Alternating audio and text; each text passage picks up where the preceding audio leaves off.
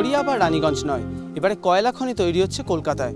কলকাতার পুজো দর্শকরা কসবা শক্তি সংঘের মণ্ডপে এলেই দেখতে পাবেন আস্ত একটা কয়লা খনি।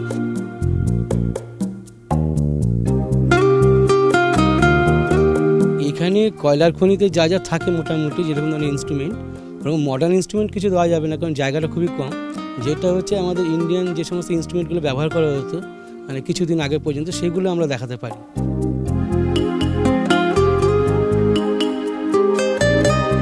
প্রতিটা দর্শকের খুব ভালো লাগবে। আমরা চাইবো প্রতিটা দর্শক আমাদের এই মণ্ডপ মিস না করে আমাদের অন্তত এই কয়লার খনি দেখুক, অভিজ্ঞতা অর্জন করুক।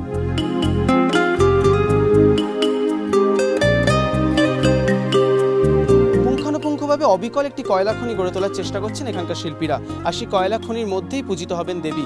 পাশাপাশি উদ্যোক্তাদের যেটা আশা, কয়লা খনন করতে করতেই মিলে যাবে পুজোর সাফল্য। অরিজিৎ ভট্টাচার্য, এবিপি আনন্দ, কলকাতা।